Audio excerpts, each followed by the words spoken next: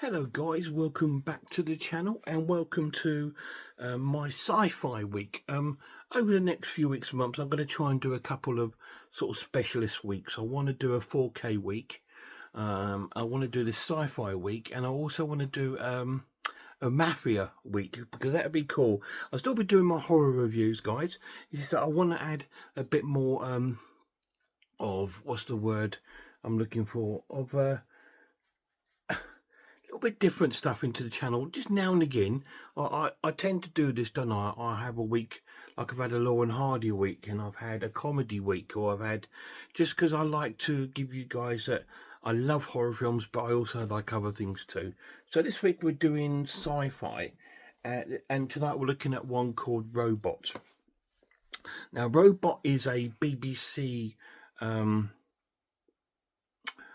story from a series of Doctor Who, starring Tom Baker. So this is 1975, and this was the very first story of Doctor Who, with Tom Baker playing Doctor Who. And so I thought we'd look at that tonight, and because it's quite a the story is quite what's the word? I'm struggling for words. It's quite apt for today's society, I think. It's based on, obviously we know Doctor Who, he's a Time Lord, and at the beginning of this episode, John Pertwee, who was the Doctor before, transforms into Tom Baker. Now I'm not going to put any clips up because it's BBC, and if I try even start doing that, they will block my video, so I'm not going to do that. And this is based on this robot, this huge metal steel robot that we see pretty straight away into the program, and he kills like a soldier, because this is in the time when we had Doctor Who, and he's got his assistant called Sarah, and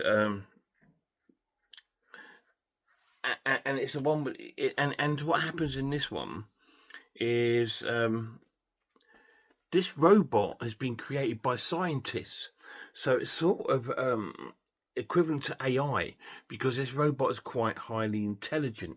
It knows the good between good and evil, sort of thing.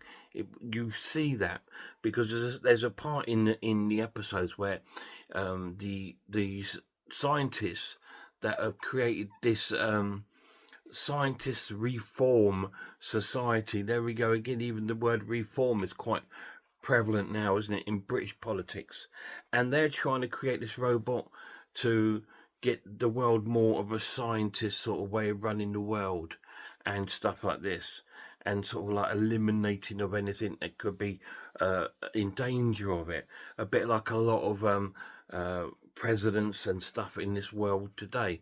Anyway, this robot, he knows the difference between good and bad, because there's one part when the scientists ordered the robot to kill Sarah, and because when Sarah first saw the robot, she was really caring towards it, because she thought the way that they were treating it was cruel, and she asked if he was okay and stuff like this.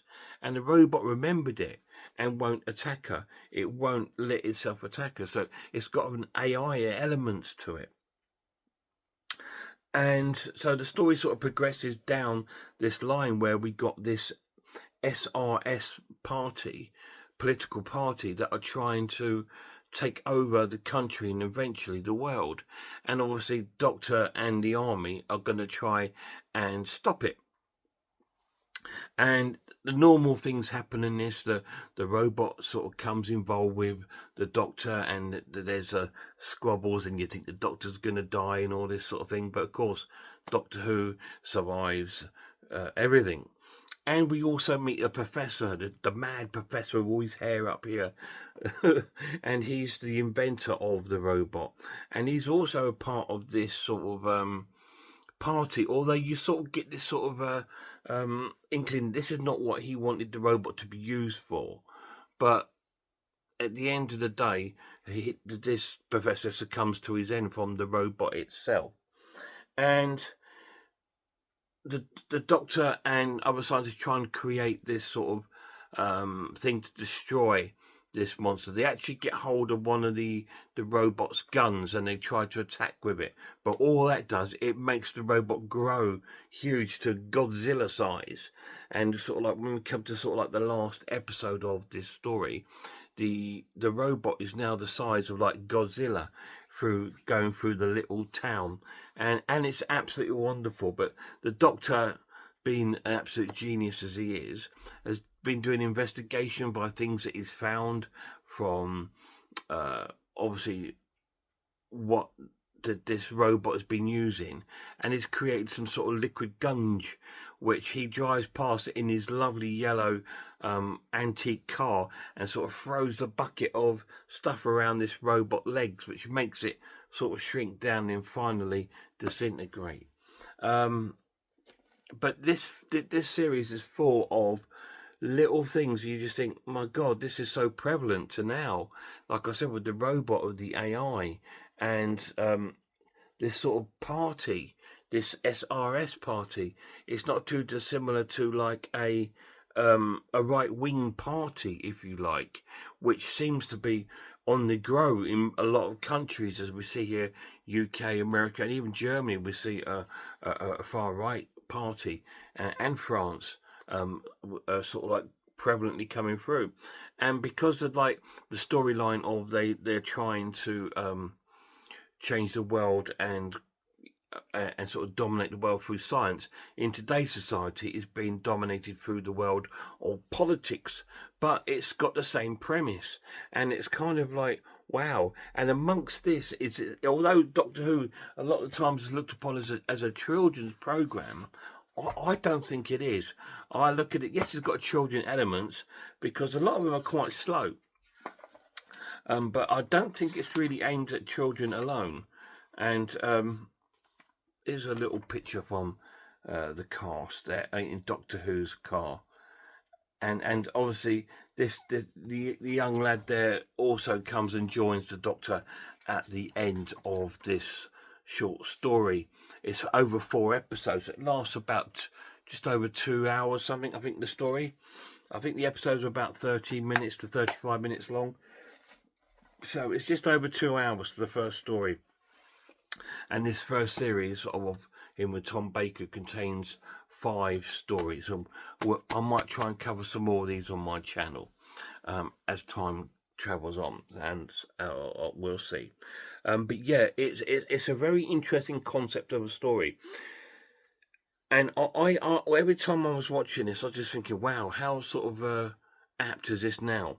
And behind the story, because in the end, we've got a silly tin robot that looks ridiculous, looks silly, with a Doctor with this very long scarf and this old sort of worn out hat on and a worn out coat, with a young girl and stuff like on board his sort of like assistant, and we've got the army and stuff like this all involved, and it's just, and it plays out daft, but the story underlying is absolutely wonderful.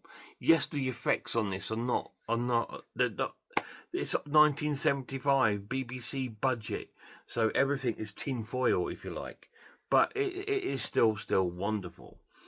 I'm going to score the story an enjoyable watch, and give it a 7 out of 10. It was a really cool one to start off with. It would have got lower if the story wasn't so prevalent, because it does look a bit daft and a bit dated, and the action scenes are a bit played out in a very sort of like very BBC way, just like the first series of sort of Blackadder, the way they sort of play out on their sort of things. It's very sort of similar. It's got that sort of typical BBC thing to, but I love that too, because this takes me back to when I was a young lad. Now, in the 1970s, cinema was a real treat. We didn't really go to, I went to the cinema, I think in about 1976 for the first time when I was about 9 or 10, and we went to see Jungle Book, and then we went to see Superman and stuff like that. So it was a real, we didn't have the cinema at that age. we weren't that lucky, and I still believe that I actually watched this on black and white TV back then. So it is now in full colour for me to watch. So that was fantastic too. But it was really, really cool to see it again, to see Tom Baker. I can't remember this story too well. I do remember the transformation though, so I've definitely seen it. Really cool. Now the pluses of this edition is the special features.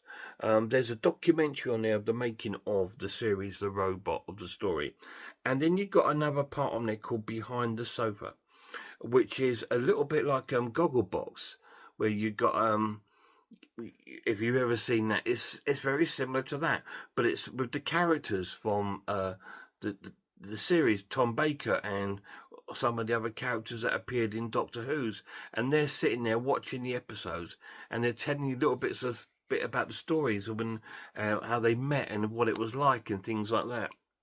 So that was really, really cool, and that is just 2 special features on there. There is a whole array of special features on there, which I haven't got round to watching yet.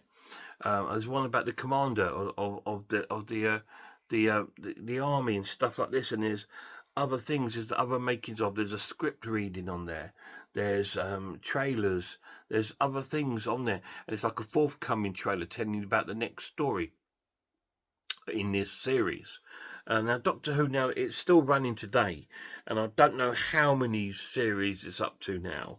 I mean, this is series number 12, so there was 12 series before that, obviously with the other 3 Doctors. So and it's still running today, and we've gone on, haven't we? We've been on from Tom Baker. I think it was that Peter. Is it Peter Dickinson? I can't remember his name now. Went on to come the Doctor, and then we've gone on to so many different Doctors, and it's still a wonderful show. I do prefer the earlier ones. I love Tom Baker, and I do like John Pertwee, but there's been some great Doctors as well, like along the way afterwards. But they're my go-to favorite, because that was when I used to watch Doctor Who. Was in the 1970s. We were allowed to watch that. It used to come on a Saturday night, and it was like, okay, Doctor Who's on, Joff. So I used to come running down the stairs and sit down for 35 minutes and watch this magic happen in front of my eyes, with the haunting music at the beginning of the ending. Used to dread the ending coming, when you used to get the loud bit of the music at the beginning to see what's going to happen next. But this is a really cool story, and I thought, what a great way to start off the Sci-Fi week, rather than just watching a film outright. I thought, let's do something a bit different. But the next episode will be a film. I'm thinking of reviewing Interstellar, one of the releases I've got in my Chris Nolan box set, and I might look at another film called Silent Running. So we'll check those out later in the week.